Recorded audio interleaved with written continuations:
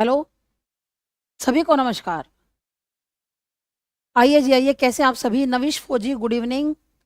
ये क्या है? बिंटी नाम है क्या? चलो जी। स्नेह, स्नेहलता, स्नेहलता है जी। दीपक, हाँ जी। कौशल्या, रेनू, दीपक। मैडम ये क्लास क्या लिखा है जी आपने? एक मिनट मैडम, ये क्लास पीआरटी एस्टेट सीडीपी के लिए भी, हाँ हाँ बिल्कुल है जी।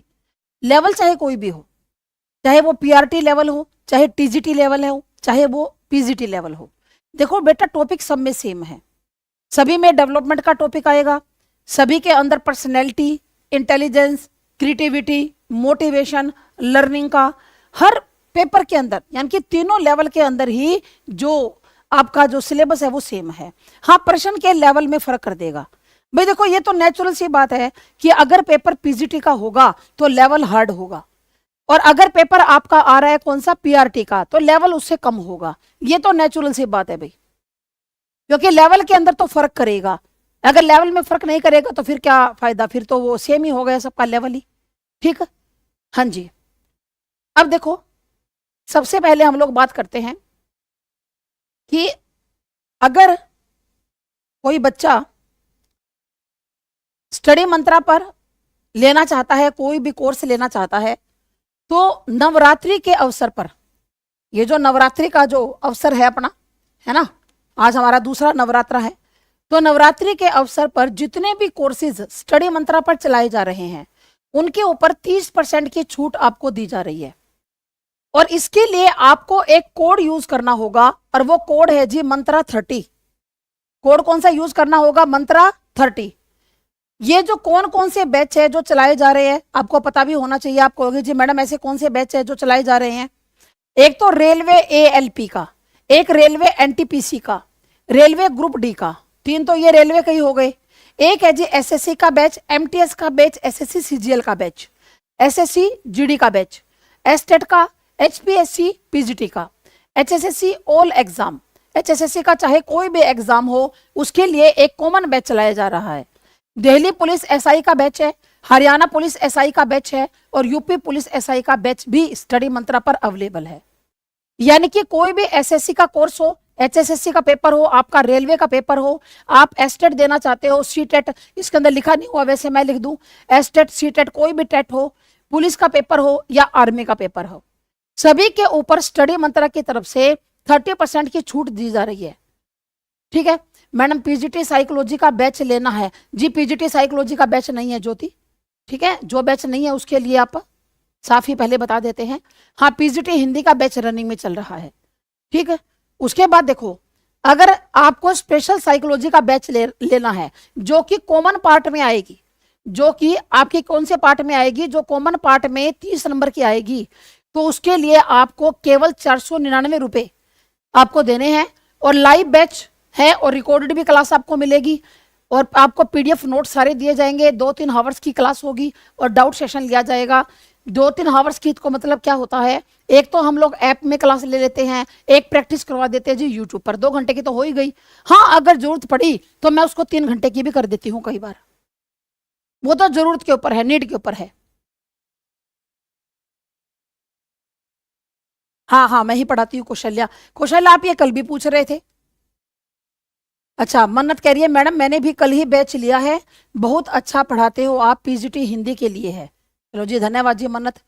Ritu, good evening. चलो जी, अब देखो एक और देखो, अगर आप हिंदी का लाइव बैच लेना चाहते हो, आपको कुछ चंडीगढ़ के अंदर टीजीटी पीजीटी का एग्जाम देना है, आपको ड्रीटी प्लस बी का देना, या एसटेट का, रीट का, यूपी टेट, टीजीटी पीजीटी दोनों में से कोई भी देना हो, तो आपके लिए फीस है जी 3500 रुपए। और इसके ऊपर अब 30% का क्या होगा जी, डिस्काउंट नवरात्रि पर।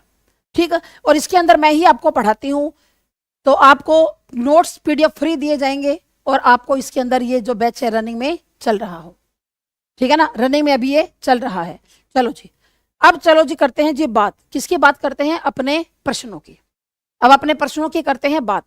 हमने कल प्रश्न नंबर 10 तक हमने कल कर लिए थे कि निम्नलिखित में से कौन सा, जस्ट मिनट, हाँ जी, तो ये प्रश्न क्या था हमारा, निम्नलिखित में से कौन सा शिक्षण का स्तर नहीं है। मैडम इसका स्टूडेंट हूं बट लाइव, अच्छा मेरे स्टूडेंट हो, लाइव पहली बार पढ़ रहे हो, प्रदीप एजुकेटर, बहुत अच्छा जी, आ जाओ जी आ जाओ। कौन सी क्लास का क्या टाइमिंग है? हिंदी क्लास का क्या टाइम है? अभी लूंगी जी अरुण, शाम को लूंगी अभी घर जाकर, ठीक है चलो जी। तो अब हमने कल ये कर लिया था कौन सा शिक्षण का स्तर है। आप देखो इनके अंदर कंफ्यूज हो जाते हो, किसके अंदर? एक तो आप कंफ्यूज होते हो जी लेवल के अंदर। तो लेवल तो कल मैंने आपको करवाई दिया था कि आधारभूत स्तर नहीं होता, एक तो होता है जिस स्मृति स्तर यानी कि मेमोरी लेवल, एक होता है अंडरस्टैंडिंग लेवल और एक होता है रिफ्लेक्टिव लेवल।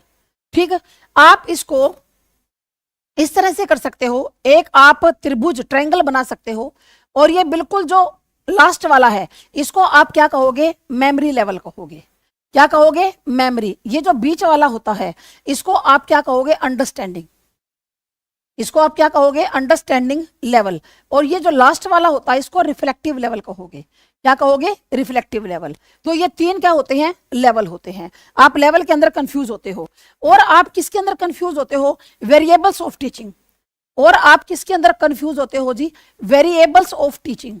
आप सोचते हो ये वेरिएबल्स क्या होता है? ये होते हैं जी चर। चर कितने प्रकार के होते हैं? तीन। क्या कहा मैंने? Variables of teaching. Variables of teaching कितने प्रकार के होते हैं? तीन प्रकार के। कौन कौन से? पहले नंबर पर देखो, ये वो प्रश्न है जो एग्जाम के अंदर बार बार आते हैं और आप यहां पर क्या करते हो जी? गलती करते हो।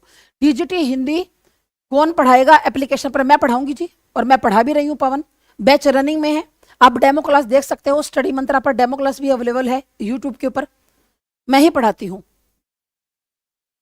हाँ जी, यहाँ पर हिंदी सीडीपी दोनों मैं पढ़ाती हूँ।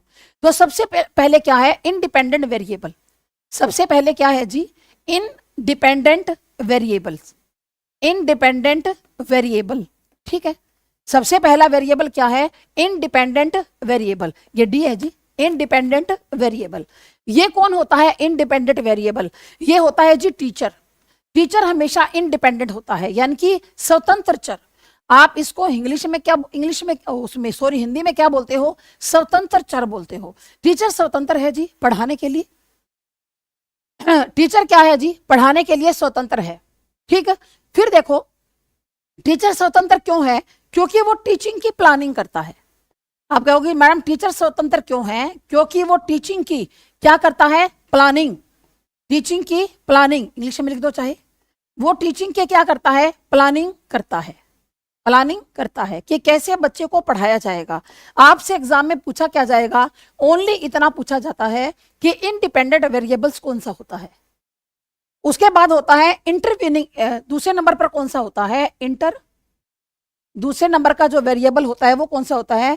Intervening variable. कौन सा होता है? Intervening variable.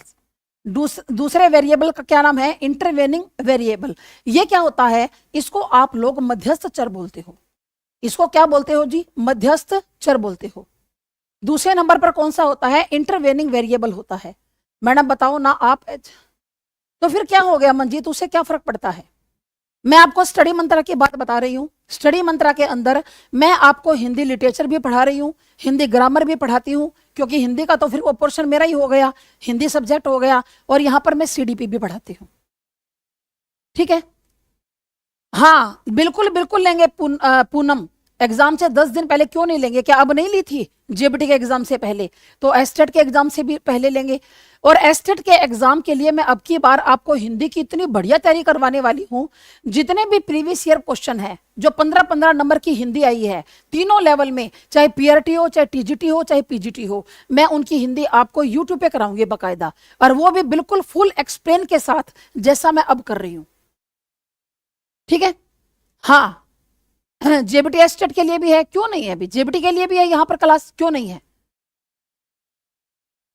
ठीक है चलो जी। हाँ जी ले जी, हाँ जी बिल्कुल कौशल्या मंत्रा पे आप इंक्वायरी नंबर पर फोन करके पूछ सकते हो, ठीक है। चलो जी, तो इंटरवेनिंग वेरिएबल क्या होता है जी? मध्यस्थ चर होता है। और इसके अंदर क्या होते हैं? एक टीचर के लर्निंग एक्सपीरियंस होते हैं। एक टीचर के लर्निंग क्या होते हैं? एक्सपीरियंस होते हैं। क्या होते हैं? Learning experience. जिससे टीचर पढ़ाता है, जिससे टीचर पढ़ाता है। ये मध्यस्थ चर क्या होते हैं, ये टीचर के लर्निंग एक्सपीरियंस होते हैं, यानी कि टीचर के अनुभव जो है वो मध्यस्थ चर का काम करते हैं। कई जगह पर यहाँ पर करिकुलम भी आ जाता है, वो भी हो सकता है, यहाँ पर करिकुलम भी आ जाता है, ठीक है, वो भी हो सकता है। उसके बाद देखो नंबर 3 पर तीसरा वेरिएबल क्या है, डिपेंडेंट वेरिएबल। तीसरा कौन सा होता है, डिपेंडेंट वेरिएबल। तीसरा कौन सा होता है, डिपेंडेंट वेरिएबल। ये कौन होता है, ये स्टूडेंट होता है, यानी कि विद्यार्थी होता है, क्योंकि विद्यार्थी डिपेंड है किसके ऊपर, टीचर के ऊपर। विद्यार्थी किसके ऊपर डिपेंड है, टीचर के ऊपर। इसको निर्भर चर भी कहा जाता है। इसको क्या कहा जाता है, निर्भर चर भी कहा जाता है। तो चर कितने होते हैं जी, 3 प्रकार के होते हैं, ठीक है। हाँ, चर कितने होते हैं, 3 प्रकार के होते हैं। एक तो होता है कौन सा, इंडिपेंडेंट। इंडिपेंडेंट हमेशा टीचर होता है, क्योंकि टीचर क्या करता है, पढ़ाने की प्लानिंग करता है, अपनी मर्जी से करता है कि बच्चे को इस विधि से और इस तरीके से पढ़ाया जाएगा, इस शिक्षण सूत्र का क्या किया जाएगा, प्रयोग किया जाएगा। मध्यस्थ चर क्या होता है, करिकुलम कह लो, टीचर के अनुभव कह लो, वो तो आप देख लेना ऑप्शन में कौन सा आया हुआ है, क्योंकि इससे क्या होता है कि टीचर बच्चों को पढ़ाएगा तो टीचर के हाथ में करिकुलम होना चाहिए। तीसरी बात क्या होती है जी, डिपेंडेंट। डिपेंडेंट कौन सा होता है, स्टूडेंट होता है, जो टीचर के ऊपर क्या रहता है जी, डिपेंड रहता है। टीचर के ऊपर क्या रहता है, डिपेंड रहता है, ठीक है। अच्छा, अगर आपसे ये पूछ ले कि फेजेस ऑफ टीचिंग कौन कौन से हैं, अगर आपसे ये पूछ ले क्या phases of teaching, phases of teaching कौन कौन से हैं, देखो मैं जो इंपॉर्टेंट बात है वो सारी आपको यहां पर क्लियर कर रही हूं, ठीक है। फेजेस ऑफ टीचिंग क्या है, यानी कि शिक्षण के चरण। फेजेस क्या होते हैं, चरण। वो चर थे, ये चरण है, वो तो चर थे, ये क्या है, ये चरण है। फेजेस ऑफ टीचिंग यानी कि शिक्षण के चरण कौन कौन से हैं। पहले नंबर पर 3 चरण होते हैं। पहले नंबर पर होता है प्री एक्टिव फेज। पहले नंबर पर क्या होता है, प्री एक्टिव फेज। पहले नंबर पर कौन सा हो गया जी, प्री एक्टिव फेज। इसको क्या बोलते हैं, पूर्व सक्रिय चरण। इसको क्या बोलते हैं, पूर्व सक्रिय चरण, प्री एक्टिव फेज। इसके अंदर क्या होता है, इसके अंदर एक जो टीचर होता है वो पढ़ाने से पहले लेसन के क्या करता है, प्लानिंग करता है। वो पढ़ाने से पहले लेसन की क्या करता है, प्लानिंग करता है। जैसे आपने जब बीएड की तो आपने लेसन प्लान जरूर बनाया होगा, तो वो जो लेसन प्लान होता है वो प्री एक्टिव फेज के अंदर आता है। आप बालक को पढ़ाने से पहले लेसन की प्लानिंग करते हो कि मुझे बच्चों को क्या पढ़ाना है और किस प्रकार से मुझे बच्चे को पढ़ाना है, क्या पढ़ाना है और किस प्रकार से बच्चे को पढ़ाना है। इसको क्या बोलते हैं, प्री एक्टिव फेज बोलते हैं। यानी कि आप पढ़ाने के उद्देश्य बनाते हो और बच्चे को आकर पढ़ाते हो कि बच्चे को कितनी देर में क्या पढ़ाना है और किस उद्देश्य के तहत पढ़ाना है, ठीक है। तो यहां पर क्या होगा, पूर्व सक्रिय चरण, प्री एक्टिव फेज, ठीक। इसके अंदर क्या होता है, लेसन प्लान बनाया जाता है। इसके अंदर क्या किया जाता है, लेसन प्लान बनाया जाता है। लेसन की क्या होती है जी, प्लानिंग होती है, ठीक है। क्या, एक मिनट, लेसन की स्पेलिंग LESS आएगा। इसके अंदर लेसन प्लान किया जाता है, ठीक है। उसके बाद क्या होता है, इंटर एक्टिव फेज। नंबर 2 पर क्या होता है, inter active phase. Inter active phase, ये इंटर एक्टिव फेज क्या होता है, इसको बोलते हैं अंत सक्रिय चरण। इसको क्या बोलते हैं, इंटर यानी कि अंत है सक्रिय चरण। अब इसके अंदर क्या होगा, आपको नाम से पता चल रहा है, ड्यूरिंग टीचिंग यानी कि पढ़ाने के दौरान आप बच्चे को पढ़ा रहे हो, ड्यूरिंग टीचिंग। इसको क्या बोलते हैं, ड्यूरिंग टीचिंग, यानी कि जब आप बच्चे को क्लास में पढ़ा रहे हो, आप बच्चे को कौन सा चार्ट, चित्र, मॉडल आदि दिखाओगे और बच्चों को उसके द्वारा समझाओगे। उसको क्या बोला जाता है, इंटर एक्टिव फेज बोला जाता है। बच्चों को कौन सी विधि से आप पढ़ाना अपने शुरू कर चुके हो, किस तरह से आप बच्चे की प्रीवियस नॉलेज को देख रहे हो, क्या बच्चे को पढ़ा रहे हो, ये सारा का सारा किसके अंदर आता है, इंटर एक्टिव फेज के अंदर आता है। सारा का सारा किसमें आता है जी, इंटर एक्टिव फेज के अंदर आता है। उसके बाद होता है जी पोस्ट एक्टिव फेज। उसके बाद कौन सा होता है, post active phase. Post active phase, post का मतलब क्या होता है, बाद में, यानी कि उत्तर सक्रिय चरण। यह क्या होता है, उत्तर सक्रिय चरण, यानी कि आप बच्चे को पढ़ा चुके हो, उसके बाद आप बच्चे को क्या करोगे, आप बच्चे को पढ़ा चुके हो, उसके बाद रिकैप्चुलेशन करोगे। आप क्या करोगे, बच्चे का कैप्चुलेशन करोगे, ठीक है ना, रिकैप्चुलेशन करोगे, यानी कि जितना पढ़ाया आप उतना बच्चे को रिवाइज करवाओगे, बच्चे को नोट्स बनवाओगे, बच्चे को क्या करवाओगे जी, नोट्स बनवाओगे। और क्या करोगे, नोट्स बनाना, और क्या करोगे, आप बच्चे को होमवर्क दोगे, आप बच्चे को क्या दोगे, होमवर्क दोगे। ये लो जी 3 प्रकार का। देखो मैंने आपको कई बात बता दी एक ही पोर्शन के जरिए। पहले मैंने आपको क्या बताया, पहले मैंने आपको बताया कि लेवल्स ऑफ टीचिंग कौन से हैं, तो 3 हैं। कौन कौन से, सबसे पहला कौन सा, मेमोरी लेवल, फिर अंडरस्टैंडिंग लेवल, फिर रिफ्लेक्टिव लेवल। उसके बाद मैंने आपको बताया कि जो टीचिंग होती है उसके वेरिएबल्स कौन कौन से होते हैं, तो 3 वेरिएबल्स होते हैं, एक स्वतंत्र चर, एक मध्यस्थ चर, और तीसरा होता है जी आश्रित चर। उसके बाद अब मैंने आपको बताया कि फेजेस कितने होते हैं, टीचिंग के फेजेस भी 3 होते हैं, एक तो प्री एक्टिव, एक इंटर एक्टिव, और एक होता है जी पोस्ट एक्टिव। हाँ वो रहेगा जी, कोई बात नहीं। कौशल्या इसके ऊपर 30% का डिस्काउंट बोल तो रहे हैं हम लोग, 30% का डिस्काउंट कर तो दिया नवरात्रि के अवसर पर, इसके ऊपर कोई दिक्कत नहीं है ना जी। संस्कृत का बैच नहीं है, हाँ नहीं है दिवाकर, ठीक, क्लियर बात। अब चलो जी अगले प्रश्न की तरफ चलते हैं। निम्नलिखित में से कौन सा यूरी ब्रोन फेनबेनर के पारिस्थितिक तंत्र सिद्धांत का भाग नहीं है, micro system, macro system, minor system या मीजो सिस्टम। आप ये बताइए इनमें से कौन सा यूरी ब्रोन फेनबेनर के सिद्धांत का भाग नहीं है, कौन सा यूरी ब्रोन फेनबेनर के सिद्धांत का भाग नहीं है। तो बताइए उत्तर इसके अंदर क्या आना चाहिए, क्या उत्तर आना चाहिए, कौन सा ऐसा है जो यूरी ब्रोन फेनबेनर के सिद्धांत का भाग नहीं है। जल्दी से उत्तर आए, सी, बिल्कुल जी। यहां पर क्या आ जाएगा जी, माइनर सिस्टम, यहां पर क्या आ जाएगा जी, माइनर सिस्टम। माइनर नहीं होता जी, यूरी ब्रोन फेनबेनर ने क्या है, माइनर यहां पर नहीं होता। हाँ हाँ बिल्कुल संदीप, यहां पर माइनर नहीं होता, माइक्रो होता है, मैक्रो होता है और मेजो होता है। यूरी ब्रोन फेनबेनर क्या कहते हैं, यूरी ब्रोन फेनबेनर क्या कहते हैं, तो देखो यूरी ब्रोन फेनबेनर ने सिद्धांत दिया था कौन सा। देखो इनके बारे में मैं बता दूं, इनके सिद्धांत के बारे में, क्योंकि हमारा ये करवाने का मेन बात ये है कि आपको सारा समझाना है। तो ये जो यूरी ब्रोन फेनबेनर थे, यूरी ब्रोन फेनबेनर थे, ये क्या थे, एक अमेरिका के रहने वाले थे। कहां के रहने वाले थे, अमेरिका के रहने वाले थे। तो इन्होंने क्या बताया, एक पारिस्थितिक तंत्र बताया। इन्होंने कहा कि ये जो है ना, ये क्या है जी, एक बच्चा है। इन्होंने क्या कहा, यूरी ब्रोन फेनबेनर ने, ये एक बच्चा है, ठीक है, ये क्या है जी, एक बच्चा है। तो ये जो बच्चा है ये कई मंडलों से घिरा हुआ है। हाँ MMEMC बिल्कुल शॉर्ट ट्रिक है। ये क्या है जी, अभी मैं आपको ये 5 मिनट तो लगेंगे नहीं, उससे पहले मैं आपको समझा ही दूंगी। हाँ ये क्लास डेली होती है जी। ये एक बच्चा है और इसके बाहर बाहर क्या है, एक ये मंडल है, इसके चारों तरफ ये क्या है, एक मंडल है। ये जो चारों तरफ जो मंडल बना हुआ है इसको क्या बोलते हैं, इसको लघु मंडल बोलते हैं। ये जो चारों तरफ मंडल बना हुआ है इसको क्या बोलते हैं जी, लघु मंडल बोलते हैं। क्या बोलते हैं इसको, लघु मंडल बोलते हैं। ये सबसे छोटा मंडल है, थोड़ा सा बड़ा मंडल बनाते हैं, ऐसे तो समझ में नहीं आएगा। ये क्या है जी, ये एक बच्चा है, ये क्या है, एक बच्चा है। इसके चारों तरफ ये क्या है, एक मंडल है, इसके चारों तरफ ये क्या है, एक मंडल है।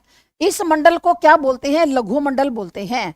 लघु को हिंदी में क्या कहते हैं जी, क्या कहते हैं लघु को हिंदी में, माइक्रो, ठीक है, सॉरी इंग्लिश में भी, हिंदी में तो लघु हो गया, क्या होगा, माइक्रो सिस्टम हो गया। ये जो माइक्रो सिस्टम है, माइक्रो का मतलब होता है छोटा, बच्चा इस मंडल के अंदर रहता है, बच्चा इस लघु मंडल के अंदर रहता है। इसमें कौन है जी, इसमें बच्चे के माता पिता हैं, इसमें कौन है जी, बच्चे के माता पिता हैं, दादा दादी हैं, सिबलिंग्स हैं, यानी कि भाई बहन है।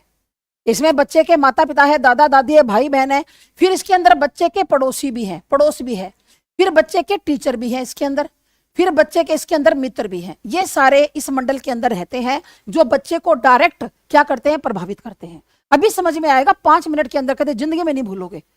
ये बच्चे को क्या करते हैं जी, प्रभावित करते हैं। क्यों, हाँ, बच्चे को माता पिता, दादा दादी, भाई बहन, परिवार, पड़ोसी, मित्र सारे प्रभावित करते हैं। उसके बाहर बाहर, इसके यूं बाहर है ना, ये देखो मैं बाहर एक लाइन और यहां पर बना रही हूं, एक मतलब वृत्त बना रही हूं, सर्कल बना रही हूं। बच्चे के बाहर एक और मंडल है, बच्चे के बाहर एक और मंडल है। इसको क्या बोलते हैं? इसको मध्य मंडल बोलते हैं। इसको क्या बोलते हैं बेटा? मध्य मंडल। और इसको इंग्लिश में क्या बोलते हैं? Meso system. इंग्लिश में इसको क्या बोलते हैं? मीजो सिस्टम बोलते हैं। ठीक है, ये क्या है? मध्य मंडल है। इसको क्या बोलते हैं? मीजो सिस्टम बोलते हैं। क्या बोलते हैं? मीजो सिस्टम बोलते हैं। इसमें बच्चे को, ये जो परिवार बच्चे को मिला, बच्चे को क्या अनुभूति, बच्चे को क्या एक्सपीरियंस हुआ, ठीक है। फिर जब माता पिता टीचर के साथ मिलकर बच्चे के बारे में बात करेंगे, यानी कि यहां पर दो जो होते हैं, दो अलग अलग जो व्यक्ति, जैसे माता पिता टीचर से मिलेंगे, माता पिता मित्र से मिलेंगे, है ना, तो पड़ोसी मित्र से मिलेगा, यानी कि ये आपस में क्या करते हैं? कनेक्ट करते हैं। फर्स्ट टाइम में ही, अच्छा फर्स्ट टाइम ही हो गया। ये आपस में क्या करते हैं? इनकी अनुभूतियां हैं जी, है ना, इनकी परिवार की अनुभूतियां हैं। उसके बाहर एक और मंडल है, इसके बाहर एक और मंडल है। इसके बाहर क्या है जी? एक और मंडल है। तो मध्य मंडल के बाहर एक और क्या है जी? बाह्य मंडल। ये क्या होता है? बाह्य मंडल। बाह्य मंडल को क्या बोलते हैं? एक्सो सिस्टम। इसको क्या बोलते हैं? एक्सो सिस्टम बोलते हैं। यानी कि बच्चा थोड़ा थोड़ा दूर होता जाएगा इनसे, ये एक्सो सिस्टम है। एक्सो सिस्टम क्या होता है? यानी कि जिसमें बालक डायरेक्ट नहीं जुड़ता, बालक इनडायरेक्ट रूप से जुड़ा हुआ है। यानी कि ये जो सिस्टम है ना, इससे बालक डायरेक्ट नहीं है, कैसे जुड़ा हुआ है? इनडायरेक्ट। आप कहोगे इनडायरेक्ट मैडम कैसे जुड़ गया? जैसे माता पिता जहां पर काम करते हैं, कार्यस्थल, माता पिता का कार्यस्थल, जैसे मान लो बच्चे की माँ है, वो कोई स्कूल में टीचर है, तो और माँ स्कूल में क्या जाती है? सुबह 7 बजे चली जाती है और दिन में 3 बजे आती है, क्योंकि दूर है भाई, कोई दूसरे शहर में पढ़ाने के लिए जाती है। इतनी देर बच्चा अपनी माँ के बगैर रहता है, तो बच्चा तो डायरेक्ट तो नहीं जुड़ा हुआ, पर स्कूल का जो सिस्टम है जहां पर इतनी देर तक उसकी माँ बिताती है, वो बच्चे के ऊपर जरूर प्रभाव डाल रहा है।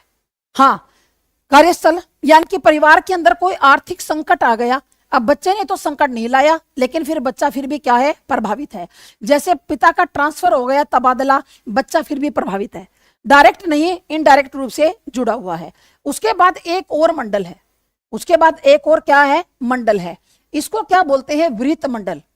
ये बड़ा मंडल है, इसको क्या बोलते हैं? विरहित मंडल बोलते हैं। विरहित मंडल क्या होता है? जिसको मैक्रो, मैक्रो क्या होता है? बड़ा, जिसको मैक्रो सिस्टम बोलते हैं। मैक्रो बड़ा, ये बड़ा तंत्र है। जैसे हमने कौन से देश में जन्म लिया है, कौन से कानून है, हमारे समाज की क्या प्रथाएं हैं, क्या रीति रिवाज हैं, ये सारे बच्चे के ऊपर प्रभाव डालते हैं। ये सारे बच्चे के ऊपर क्या डालते हैं जी? प्रभाव।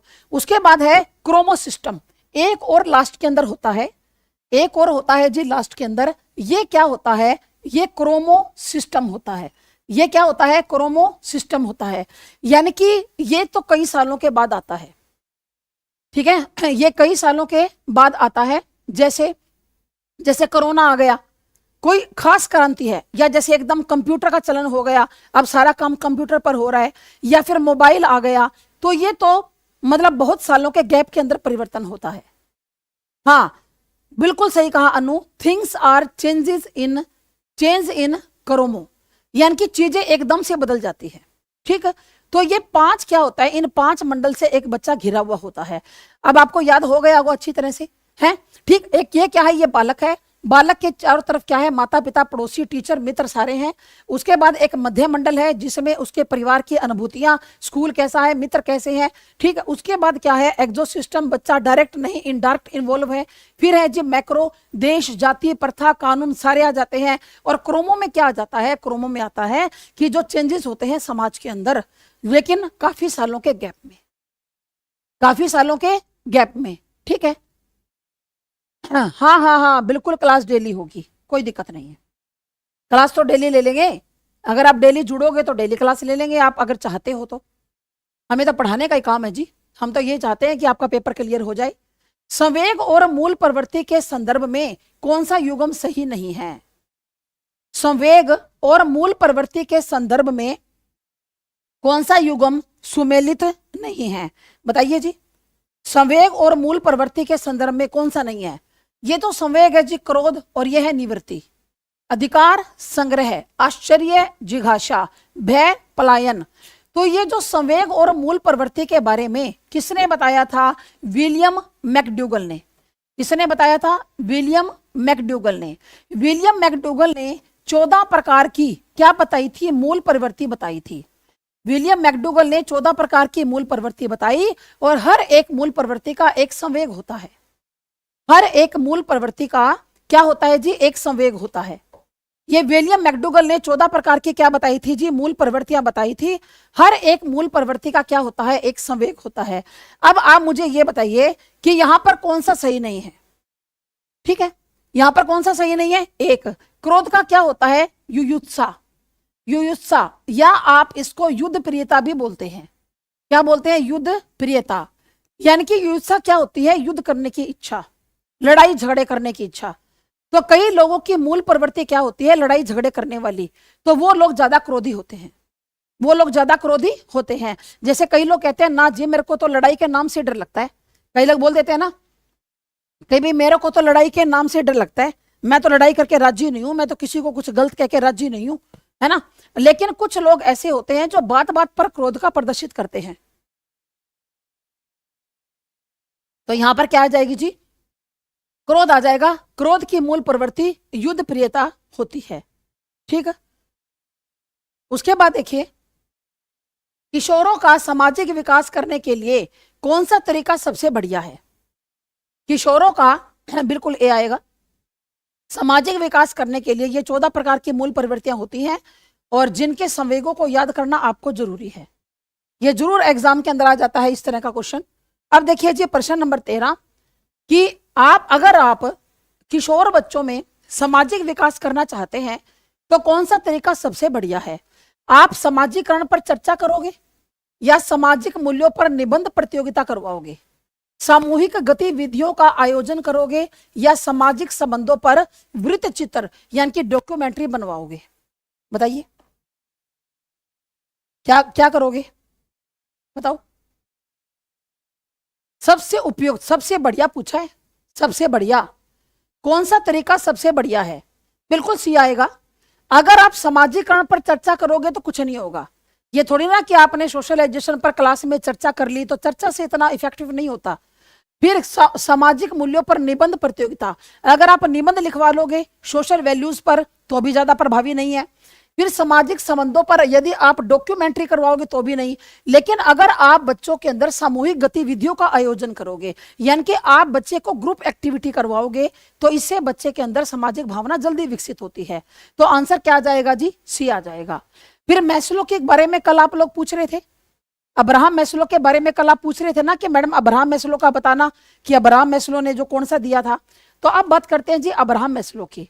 मैस्लो के आवश्यकता पदानुक्रम सिद्धांत के अनुसार सम्मान की आवश्यकता किस प्रकार की आवश्यकता है? सम्मान की आवश्यकता किस प्रकार की आवश्यकता है? हमें सम्मान चाहिए तो हमारी व्यक्तिगत पर्सनल आवश्यकता है, या सोशल है, या इंटेलेक्चुअल है, या इमोशनल है? बताइए कौन सा आएगा? हमें समाज के अंदर सम्मान चाहिए। आज आपकी पहली क्लास से विकास डेली आया करो। हाँ, need theory, need theory, hierarchy of needs, बिल्कुल जी। सोशल, भावी शिक्षिका कह रही है जी सोशल। Read social. 14 का ए, एक 14 का एक व्यक्तिगत है क्या? सम्मान की आवश्यकता, आप समाज में सम्मान चाहते हो नीरू, तो क्या ये व्यक्तिगत हो जाएगी? बताओ जी। तो मेरे ख्याल से तो ये सामाजिक होनी चाहिए, व्यक्तिगत तो नहीं होनी चाहिए। क्या आएगा? सामाजिक आएगा। क्या आएगा? सामाजिक। देखो जो अब्राहम मैस्लो है, इन्होंने नीड की थ्योरी दी थी। इनकी थ्योरी का नाम क्या है? नीड थ्योरी है। इनकी थ्योरी कौन सी है जी? नीड थ्योरी है। तो इन्होंने क्या किया था? इस तरह से एक ट्रायंगल बनाया था। इस तरह से इन्होंने क्या बनाया था? एक ट्रायंगल बनाया था। किसने? अब्राहम मैस्लो ने। ठीक है, तो सबसे पहले यहां पर कौन सी आवश्यकता होती है? शारीरिक आवश्यकता। सबसे पहले कौन सी आवश्यकता बताई? शारीरिक आवश्यकता। हमारे शरीर की आवश्यकता होती है में सबसे पहले, वो क्या है जी? भूख, प्यास और नींद। भूख प्यास और नींद, ये हमारे शरीर की आवश्यकता है। ये हमारे शरीर की क्या है? आवश्यकता है। भूख प्यास नींद, या फिर हम यूं कहेंगे जी कपड़े हैं, बिल्कुल हमारे शरीर की आवश्यकता है। या हम कहेंगे जी भूख होगी, प्यास हो गई, नींद होगी, कपड़े हो गए, या रेस्ट हो गया, आराम हो गया, ये हमारे शरीर के क्या है? आवश्यकता है। पहले नंबर पर ये आएगा। उस दूसरे नंबर पर क्या है? सुरक्षा की आवश्यकता। दूसरे नंबर पर क्या होती है? सुरक्षा की आवश्यकता, यानी कि सेफ्टी नीड। सुरक्षा आवश्यकता सीधा लिख दो, सुरक्षा आवश्यकता, हमें सुरक्षा की आवश्यकता होती है। ठीक है, जैसे कानून है, हमें कानून चाहिए भाई, ताकि हमारी सुरक्षा हो सके अपराधी तत्वों से। या आप यूँ कह सकते हो कि हमें सर के ऊपर छत चाहिए, है ना, गर्मी सर्दी से बचाव चाहिए, हिंसक जानवरों से बचाव चाहिए, तो ये हमारे दूसरे नंबर की सेफ्टी होती है। उसके बाद तीसरे नंबर पर, ठीक है ना, तीसरे नंबर पर कौन सी होती है? वो होती है जिस स्नेह की आवश्यकता, यानी कि प्यार की आवश्यकता। तीसरे नंबर पर क्या होती है? स्नेह की आवश्यकता। हमें प्यार चाहिए, किसका? परिवार, जो प्यार चाहिए, हमें परिवार का प्यार चाहिए, हमें हमारे मित्रों का परिवार चाहिए, हमारे रिश्तेदार होने चाहिए। अगर रिश्तेदार नहीं है तो भी अपने को जीवन फीका सा लगता है। तो ये क्या है? हमारी तीसरी नीड है। ठीक है, उसके बाद होती है सम्मान की आवश्यकता। अब इतना हो गया तो अब हमको क्या चाहिए? सम्मान। आपका जो आंसर यही है, सम्मान की जो आवश्यकता है। समाज में हमें क्या चाहिए? सम्मान चाहिए, यानी कि कहां पर? समाज में, जिस समाज में हम रहते हैं, तो ये सामाजिक आवश्यकता है। लास्ट पर कौन सी होती है? आत्म सिद्धि की आवश्यकता। लास्ट पर कौन सी होती है? आत्म सिद्धि की आवश्यकता, यानी कि जहां पर हम खुद को जानते हैं कि मैं कौन हूं, आत्मा क्या है, परमात्मा क्या है, जब हम धर्म कर्म के अंदर जुड़ते हैं। ठीक है, तो ये हमारी क्या होती है? ये हमारी कुछ नीड्स होती हैं। ये हमारी क्या होती है? कुछ नीड्स होती हैं। चलो जी, अब आगे चलते हैं। अब उत्तर आ गया जी सामाजिक। कौन सा कार्य बाकर मेहंदी के सृजनात्मक परीक्षण से संबंधित नहीं है? निम्नलिखित में से कौन सा कार्य बाकर मेहंदी के सृजनात्मक परीक्षण से संबंधित नहीं है? कौन सा आएगा? असाधारण उपयोग संबंधी कार्य, ये तो होता है। युग्मों के मध्य नवीन संबंधों से संबंधित कार्य, बिल्कुल, जो युग्म होते हैं, न्यू रिलेशन बिटवीन पेयर्स, है ना, ये भी होगा। उसके बाद उत्पाद सुधार, ये भी होता है। कौन सा नहीं होता? पूछो और अनुमान लगाओ। वैसे भी देखो, जो क्रिएटिविटी होती है ना, उसके अंदर अनुमान लगाने का कोई मतलब नहीं है, पूछो और अनुमान लगाओ। तो यहाँ पर आंसर क्या आ जाएगा जी? 4 आ जाएगा। ये बाकर मेहंदी का भी करवाएंगे आपको बाद में, क्योंकि ये वैसे कम ही आता है। आपकी पिछली बार तो आया हुआ है, बाकी कुल मिलाकर ये कम ही आता है। कौन सा कथन व्यक्तिगत भिन्नताओं के संदर्भ में सही नहीं है? नेक्स्ट हमारा प्रश्न क्या है कि इनमें से कौन सा कथन व्यक्तिगत भिन्नताएं, यानी कि इंडिविजुअल डिफरेंसेस के बारे में सही नहीं है? नहीं को तो सर्कल मारा करो। कोई भी दो व्यक्ति पूर्णतः समान नहीं हो सकते, ये बात तो ठीक है भाई, ये बात तो सही है। ये बात तो क्या है? सही है कि कोई भी दो व्यक्ति समान नहीं हो सकते। व्यक्तिगत भिन्नताएं अलग अलग क्षेत्रों से संबंधित हो सकती है, बिल्कुल ठीक बात है। कि आपके जो इंडिविजुअल डिफरेंसेस है, मे बिलोंग टू डिफरेंट एरियाज, बिल्कुल। व्यक्तिगत भिन्नताएं विकास के विभिन्न आयामों को प्रभावित करती है, बिल्कुल करती है भी। व्यक्तिगत भिन्नताएं केवल, जहां पर केवल शब्द आ जाए वो क्या होता है? वो नेगेटिव वर्ड होता है। और ये मैंने आपको पिछली बार भी बहुत बार बताया था, केवल शब्द आ जाए नेगेटिव वर्ड है कि व्यक्तिगत भिन्नताएं केवल आनुवंशिकता के कारण उत्पन्न होती है। फिर तो एनवायरमेंट का तो कोई मतलब ही नहीं रह गया, एनवायरमेंट तो जीरो हो गया। यहां पर आंसर क्या आएगा? 4। आंसर क्या आएगा जी? 4 आएगा। अगला प्रश्न देखिए, व्यक्तिगत अध्ययन की शील गुण विधि के जनक कौन कहे जाते हैं? कल भी बताया था। व्यक्तिगत अध्ययन की शील गुण विधि के जनक कौन है? लवली, नाइस, हाँ जी, धन्यवाद जी लवली। हाँ, अगर सब कुछ हेरिडिटी है तो एनवायरमेंट की तो कोई वैल्यू ही नहीं है, फिर एनवायरमेंट तो फिर जीरो हो जाएगा। हाँ जी, आलपोर्ट, वाह जी वाह, बहुत अच्छा। ये मैंने आपको कल भी बताया था, आलपोर्ट और कैटल का है। जो शीलगुण सिद्धांत है वो आलपोर्ट और कैटल का दिया हुआ है। तो यहां पर आंसर क्या आ जाएगा जी? आलपोर्ट। और आप जब इन प्रश्नों का जवाब दे रहे हो तो आप तैयारी बढ़िया वाली करके जाना, आपके 30 में से 28-29 नंबर आराम से आ जाएंगे। 28-29 नंबर आराम से आ जाएंगे 30 में से। आप अच्छी वाली तैयारी करके जाना सीडीपी की, और आपके जो आंसर है वो ज्यादातर ठीक होते हैं, ऐसी कोई बात नहीं है। और ये जो पेपर है ना, ये पीजीटी लेवल का पेपर है ये। ये पीआरटी लेवल का पेपर नहीं है, ये पीजीटी लेवल का पेपर है। और कौन सा? 2022 का पेपर है, चेक कर लेना। 2022 का पीजीटी लेवल का पेपर है, उसकी सीडीपी करवा रही हूं। एक एक पेपर को उठाकर करेंगे कि किस टाइप के क्वेश्चन पूछे गए हैं। फिर देखिए, हाँ चैप्टर वाइज भी करवाएंगे, रीत क्यों नहीं करवाएंगे, लेकिन एक बार PYQ करवा के ये देख लें कि कौन से लेवल के प्रश्न आए हुए हैं। मुझे तो पता है कि कौन से लेवल के प्रश्न आते हैं, पर आप लोगों को कंफ्यूजन रहती है कि मैडम मेरे तो इस लेवल के प्रश्न आते हैं, उस लेवल के प्रश्न आते हैं, आपको ही कंफ्यूजन रहती है। मैं तो आपको हमेशा बता देती हूं कि भाई यहां से जो आएंगे,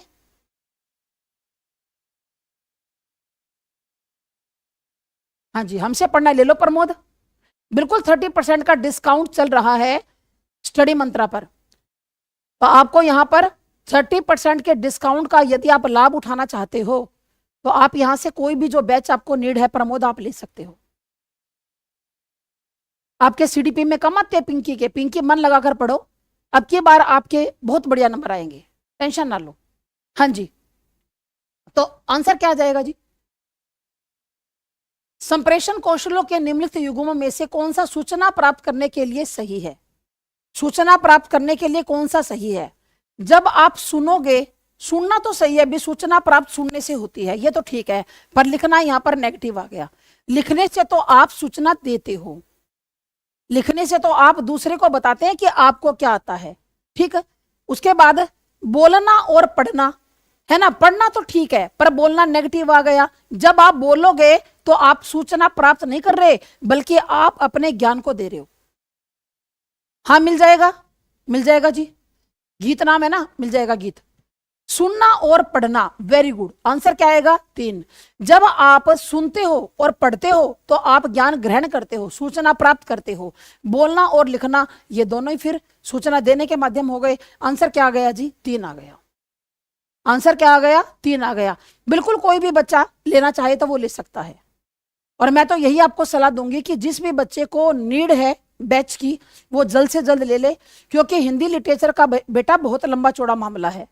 आपको पूरा हिंदी लिटरेचर पढ़ना है, उसके बाद आपको मैं काव्य शास्त्र पढ़ा रही हूँ, गद्य की विद्याएं पढ़ाऊंगी, वो पढ़ा रही हूँ, काव्य शास्त्र पढ़ाऊंगी, एनसीईआरटी करवाऊंगी और डीपली वाली ग्रामर करवाऊंगी। तो टाइम कम है और सिलेबस ज्यादा है। अगर लेना है तो आजकल में बैच ले लीजिए, फिर बाद में अगर आपने 15 दिन के बाद लिया तो नुकसान बेटा आपका होगा, पैसे भी लगेंगे और अब की बार ये एस्टेट क्लियर भी नहीं होगा। तो आप बैच लीजिए, फिर मैं आपको तरीका बताती हूँ कि किस तरीके से तैयारी करोगे। चलो जी, त्रितंत्रीय सिद्धांत के अनुसार निम्नलिखित में से कौन सा बुद्धि का एक प्रकार नहीं है? जो त्रितंत्र सिद्धांत है बुद्धि का, उसके अनुसार कौन सा बुद्धि का एक प्रकार नहीं है? ठीक है, त्रितंत्र सिद्धांत के अनुसार कौन सा बुद्धि का एक जो है प्रकार नहीं है? बताओ जी कौन सा आएगा इसका? कौन सा आएगा? विश्लेषणात्मक बुद्धि होती है कि नहीं बताओ? होती है, ये तो एनालिटिक इंटेलिजेंस तो होती है, सृजनात्मक भी होती है, प्रैक्टिकल भी होती है, पर सैद्धांतिक नहीं होती। तो आंसर क्या आ जाएगा जी? 3, बिल्कुल सी आएगा। हाँ सैद्धांतिक नहीं होती, ये रॉबर्ट स्टर्नबर्ग की है। ये जो त्रितंत्रीय सिद्धांत है ये किसने दिया था? रॉबर्ट स्टर्नबर्ग ने दिया था। त्रितंत्र का सिद्धांत किसने दिया था? रॉबर्ट स्टर्नबर्ग का दिया हुआ है, ठीक है। तो इसको त्रिघटक का या त्रितंत्र का, इसको त्रितंत्र का बोलते हैं, इसको त्रिघटक का सिद्धांत भी बोलते हैं। क्या बोलते हैं? त्रिघटक का सिद्धांत भी इसको बोलते हैं। तो बुद्धि के 3 घटक बताए थे। बुद्धि एनालिसिस विश्लेषण करती है, कुछ नया क्रिएटिव करती है, प्रैक्टिकल दिन प्रतिदिन की समस्याओं को क्या करती है जी? सुलझाती है। सीएपी, बिल्कुल सीएपी, शॉर्ट फॉर्म में याद करना है, सीएपी कर लो, पीसीए कर लो, कैसे कर ले जो आपको आसान है, ठीक है।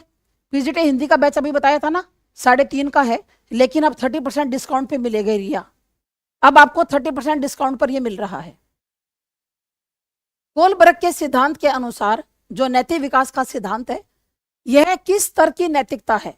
जब नैतिकता में सब स्वीकृत नैतिक सिद्धांत सम्मिलित हो जाते हैं। भी कोलबर्ग ने जो नैतिक विकास का सिद्धांत बताया, इन्होंने बताया था कि बच्चा खुद से, अपने मन से, अपने हृदय से नैतिकता का क्या करता है जी? पालन करता है। नैतिकता का क्या करता है? पालन करता है। तो ये कोलबर्ग के अनुसार कौन सी अवस्था होती है? ये कौन सी अवस्था होती है? तो देखिए पूर्व रूढ़िगत यानी कि प्री कन्वेंशनल, कन्वेंशनल या पोस्ट कन्वेंशनल, इन तीनों में से उत्तर एक है।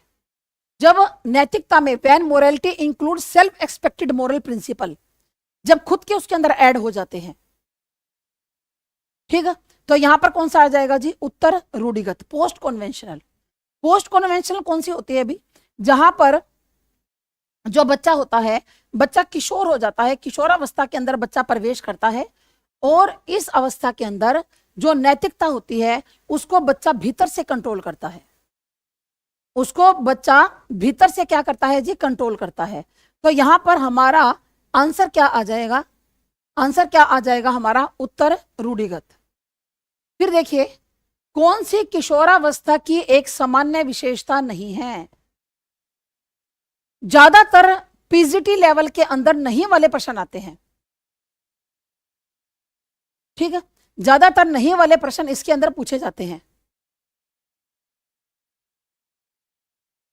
एसएसटी का बैच लेना है, आप इंक्वायरी नंबर पे भी तो फोन कर सकते हो ना पिंकी, उस पे करो, ठीक है बेटा, ठीक है,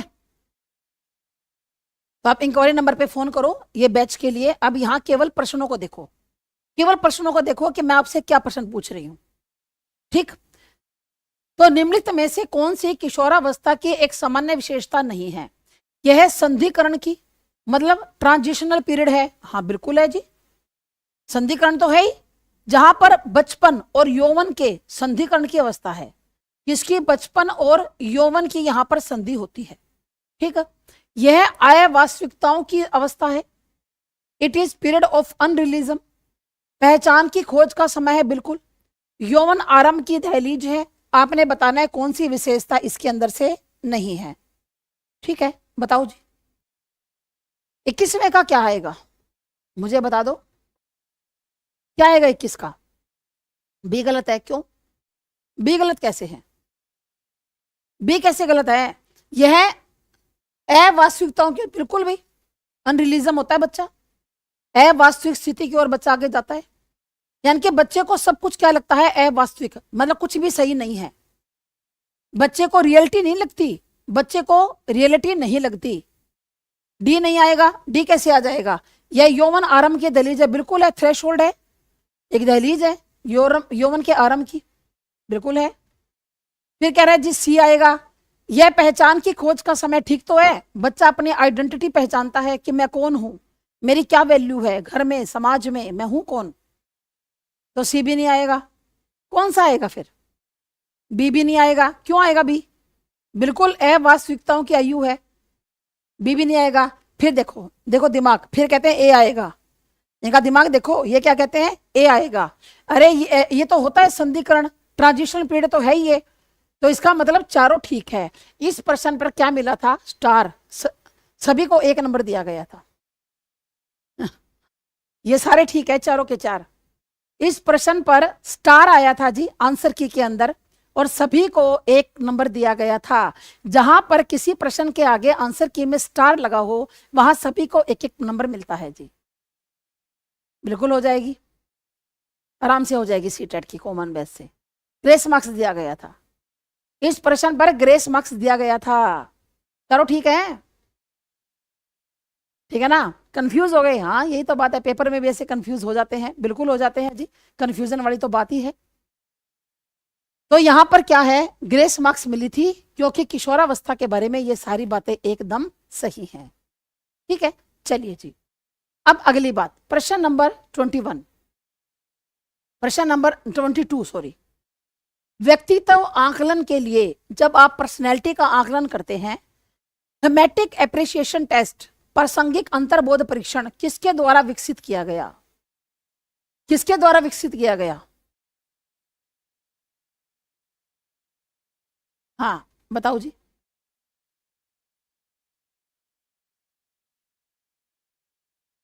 कौन सा आएगा? मुर्रे और मार्गन, बिल्कुल जी।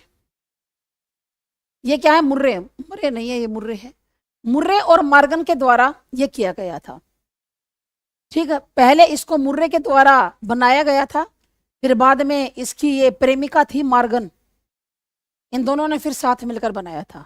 मुर्रे ने और मॉर्गन ने, ये इसकी लवर थी, प्रेमिका थी, ठीक है।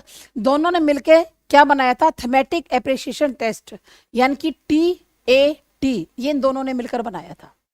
TAT क्या होता है, थीमेटिक एप्रिसिएशन टेस्ट, 14 साल से ऊपर वाले बच्चों का लिया जाता है।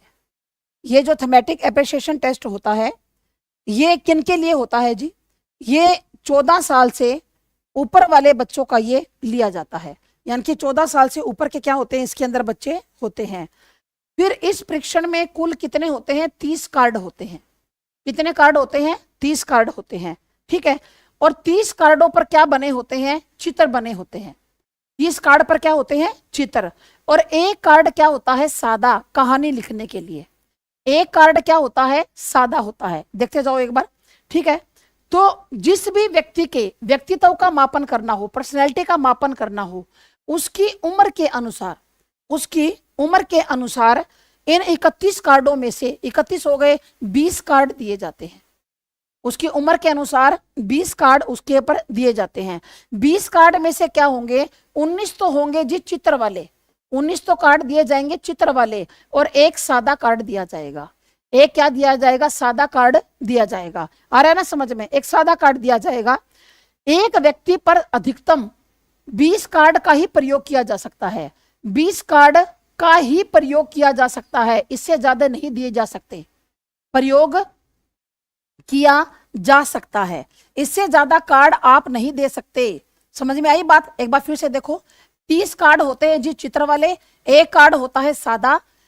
उम्र के अनुसार 20 कार्ड दिए जाते हैं, 19 चित्र वाले और एक सादा कार्ड दिया जाएगा। और एक व्यक्ति पर अधिकतम 20 कार्डों का ही प्रयोग किया जा सकता है, ठीक है।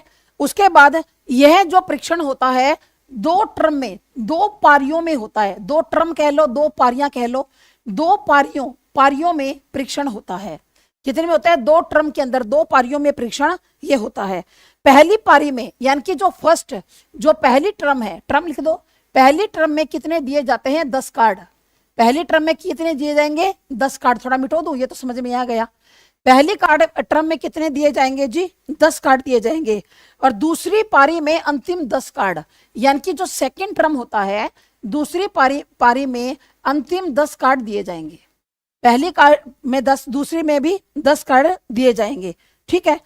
फिर देखो, पुराने कार्डों के आधार पर कहानी लिखने के लिए कहा जाएगा। क्या लिखने के लिए, कहानी लिखने के लिए कहा जाएगा। कहानी लिखने के लिए कहा जाएगा। कहानी किसके ऊपर लिखनी होती है, सादे कार्ड के ऊपर कहानी लिखनी होती है। सादे कार्ड के ऊपर कहानी लिखनी होती है। मतलब यहां पर वो चित्र दिखाकर यह पूछा जाता है कि आपको इन चित्रों में क्या दिखाई दे रहा है, यहाँ पर क्या हो रहा होगा, क्या प्रोग्राम हो रहा होगा, ये लोग आपस में क्या बात कर रहे होंगे। इस आधार पर बच्चे से प्रश्न पूछा जाता है और बच्चे को कहानी लिखने के लिए कार्ड दिए जाते हैं। जेंट्स समझ रहे थे, अच्छा। हाँ, आजकल वाले तो रील बनाते हैं, कोई अच्छा काम नहीं करते। सही कह रहे हो, रील बनाते हैं।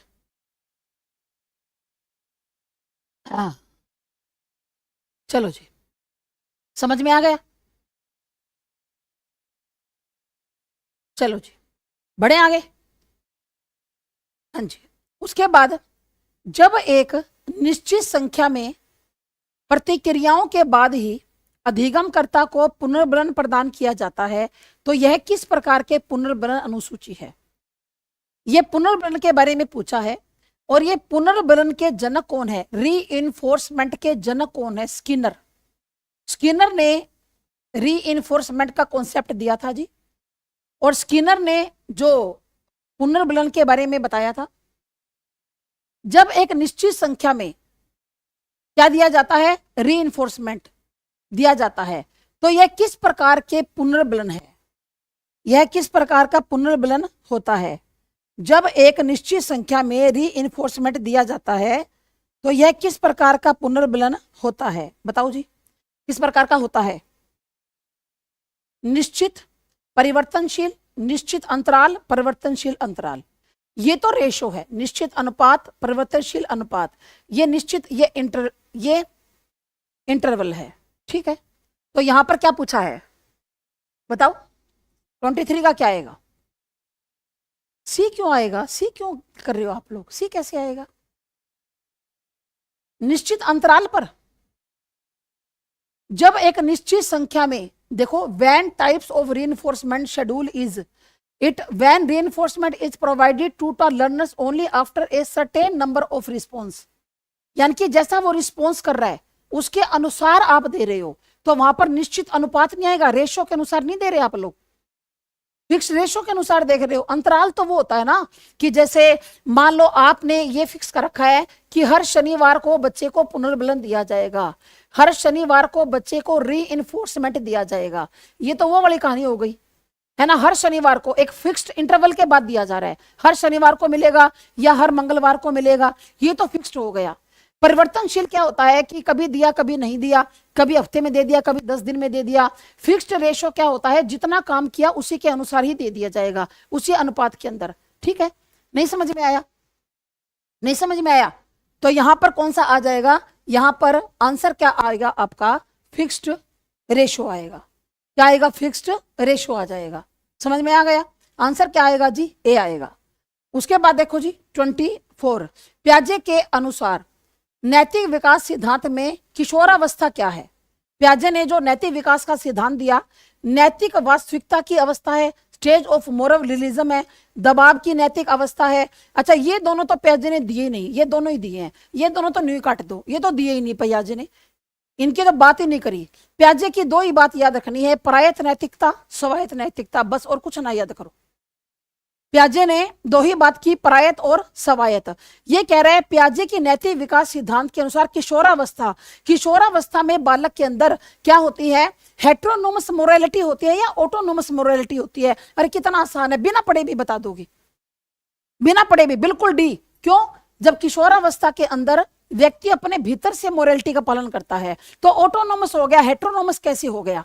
हेट्रोनोमस का मतलब क्या होता है, आप बाहरी दबाव के कारण नैतिकता का पालन कर रहे हो, आपके ऊपर बाहर का दबाव है, अपने पेरेंट्स का दबाव है, अपने टीचर्स का दबाव है, वो होता है हेट्रोनोमस, यानी कि आप बाहर के दबाव के तहत नैतिकता का पालन करते हैं। ऑटोनोमस क्या होता है कि जब नैतिकता का पालन भीतर से किया जाता है, उसको क्या बोलते हैं? ऑटोनोमस बोलते हैं। तो यहां पर क्या आएगा? ऑटोनोमस मोरालिटी आ जाएगा।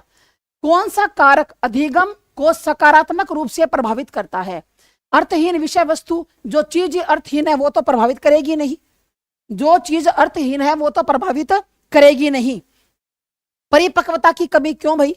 अभिप्रेरणा की कमी, ये भी नहीं करेगी। तो क्या करेगा? Informational feedback.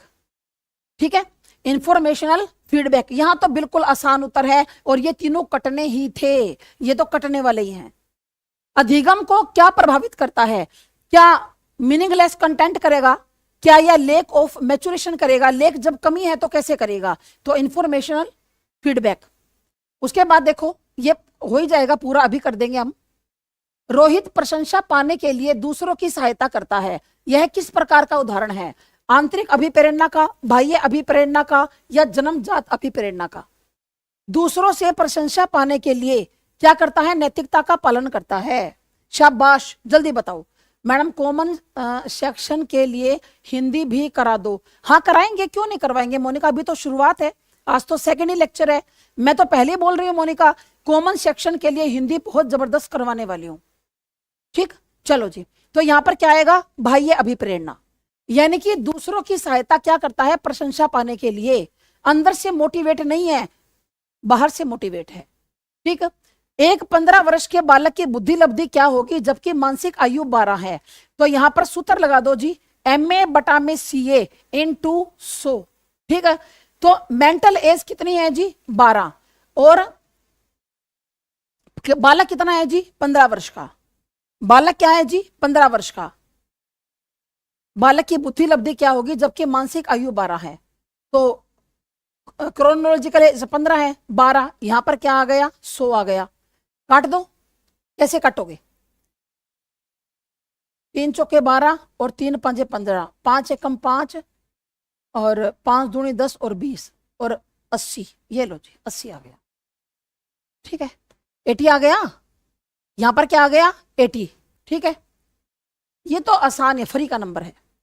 एक शिक्षक के रूप में आप विद्यार्थियों की क्रिएटिविटी का विकास करने के लिए कौन सा काम नहीं करेंगे? आप एक टीचर है, आप इनमें से कौन सा काम नहीं करेंगे? बताओ कौन सा काम नहीं करोगे? कि मौलिकता को प्रोत्साहन देंगे जी, हम तो ओरिजिनलिटी, जो ओरिजिनल चीज है उसको तो देंगे। भय को भी दूर करेंगे, बिल्कुल करेंगे जी, डर को तो दूर करेंगे। प्रतिक्रिया की स्वतंत्रता, बच्चा अपना रिस्पोंड दे, बिल्कुल जी, तो उत्तर यही आ गया। अब सारी चिंतन का परिहार, क्यों भाई? डाइवर्जेंट थिंकिंग तो करेंगे, अवॉइडेंस क्यों करेंगे? आंसर क्या आ गया? डी। विकास जो केंद्र से बाहर परिधि की ओर बढ़ता है, ये तो आसानी है, ये तो आसानी है। केंद्र से बाहर की ओर बढ़ता है, ये क्या होता है? प्रोक्सिमोडिस्टल होता है। सेफलोकाउडल क्या होता है? कि सिर से पैर की ओर बढ़ेगा, ये सिर से पैर की ओर बढ़ेगा। तो आंसर क्या आ गया? सेकंड। भूख और प्यास किस प्रकार के अभिप्रेरक हैं? बाह्य है, अर्जित है, आंतरिक है या सामाजिक है? बताओ जी। भूख और प्यास किस प्रकार के प्रेरक हैं? तो यहां पर आंसर क्या आ जाएगा? 3, आंतरिक है जी, बाह्य थोड़ी ना है, सी आ जाएगा। तो ये हमारा पेपर हो गया जी कंप्लीट। कल मिलते हैं एक और प्रीवियस ईयर पेपर के साथ। अब ये बताओ, सच में हमने 2 दिन में ये पेपर हमने पूरा किया, इसके अंदर आपके कितने टॉपिक क्लियर हो गए होंगे? क्या नहीं हुए?